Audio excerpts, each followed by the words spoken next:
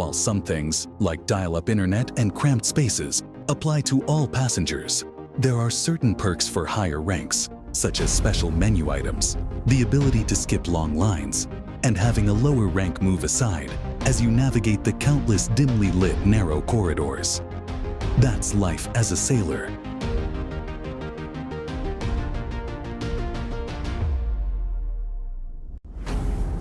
Aircraft carriers are like floating cities.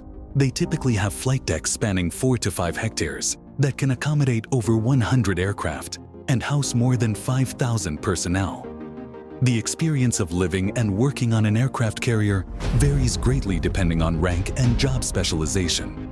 There are some pretty interesting jobs, some more mundane, and some where you might not see sunlight for weeks.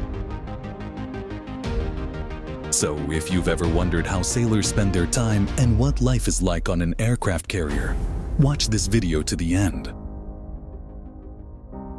Temperatures up to 140 degrees below deck. Most areas on an aircraft carrier are hotter than you'd imagine. Even the average laundry room is around 120 degrees. To avoid heat-related illnesses, those assigned to work in the engine rooms often can't work for more than an hour straight. The weather gets even hotter for engineers working on engines and boilers below the waterline, where temperatures can reach 140 degrees. This area is known as the fire circle in the carrier. Flight decks are the most dangerous workplace in the world. Aircraft propellers, jet engine blasts, helicopter rotor spins. These are just a few of the many hazards on flight decks. When fully loaded, an aircraft carrier can hold around 100 aircraft, and working with and around aircraft, especially in tight spaces, is dangerous work. In fact, the aircraft carrier flight deck is the most dangerous workplace in the world. Coordinate codes to prevent crew from getting lost.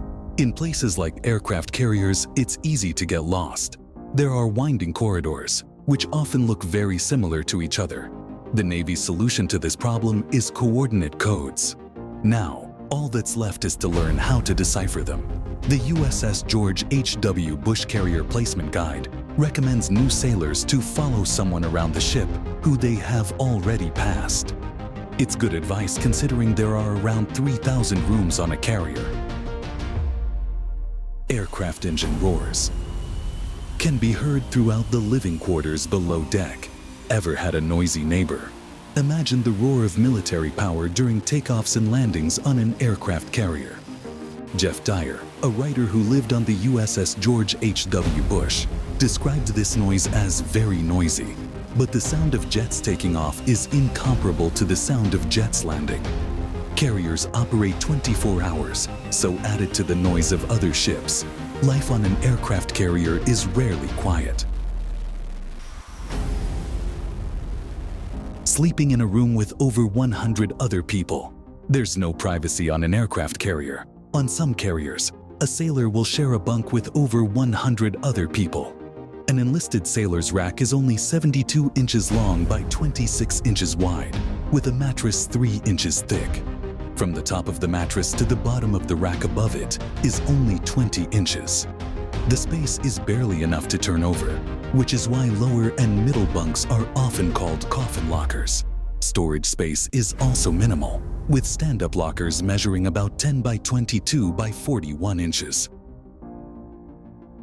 Most mail sent to the carrier via aircraft is Amazon orders. Military members no longer send postcards or letters home like they used to, but it's not uncommon for a sailor to order something from Amazon and have it shipped via aircraft. According to a Navy official, most mail sent to ships via aircraft is Amazon orders. 4 meals a day, prepared for 5,000 crew members. Serving meals to thousands of sailors every day is no easy task. Food is cooked in large quantities in huge pots. The galley on an aircraft carrier operates 24 hours with dozens of sailors working in shifts. There's always something being cooked, and the preparation never ends. Sailors say the food is not the best, but it's also not the worst. Besides the daily fare cooked by culinary crew, everyone has access to a salad bar and the ability to make their own sandwiches, like hot ham and cheese. There are also special menus only available to senior officers, like the Air Boss Special, which includes spicy chicken, fried rice, onions, peppers, and eggs. Other common menu items include hamburgers, quesadillas, and made-to-order chicken. Most crew members stay on board for up to 9 months at a time. Being away from family for extended periods can be tough, especially for those with young children. But this is the life of a sailor, often spending half a year or more aboard an aircraft carrier. The U.S. Navy states, extended operations far from home port can last from 6 to 9 months, and ships are typically deployed every 18 to 24 months. Though a sailor may long for home, the carrier's crew is a close-knit group and usually supports each other during their journey. And in most situations, home is just a phone call away. When the ship is in port, sailors report for their duty rotations and return home afterward. Internet on board is very slow. The library on an aircraft carrier is equipped with computers that allow sailors to access the internet, but the connection is slow.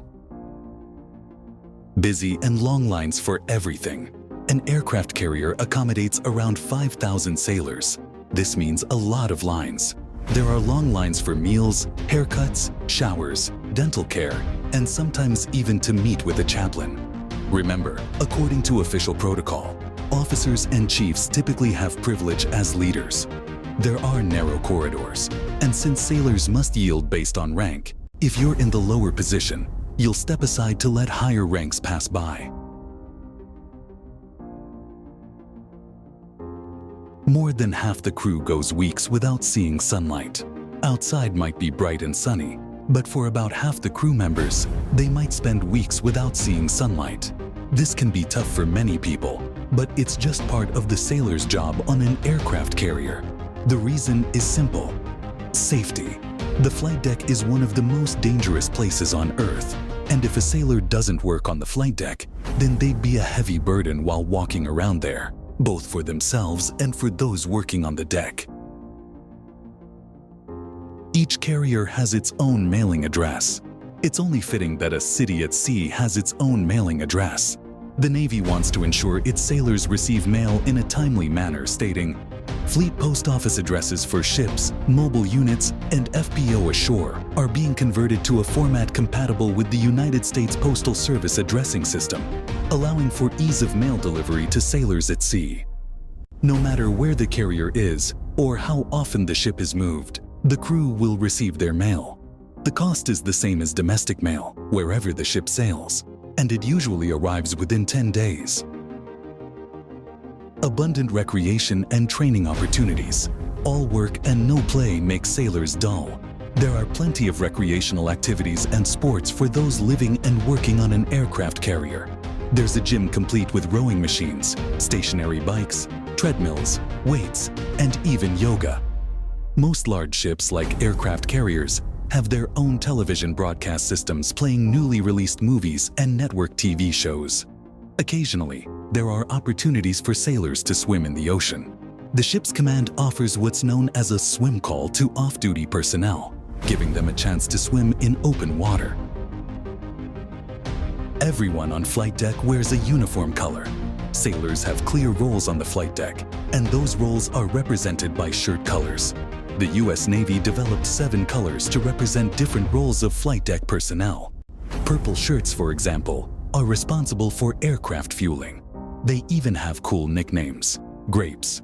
Blue shirts are aircraft handlers. Green shirts are maintenance and cargo handling personnel. And those wearing yellow are aircraft handling officers and aircraft directors. Red uniforms are for weapons personnel and crash and salvage crew, as well as those assigned to explosive ordnance disposal. Brown-clad air wing aircraft captains and many others wear white uniforms, including air wing quality control personnel, squadron aircraft inspectors, landing signal officers, air transfer officers, oxygen crews, safety observers, and medical personnel.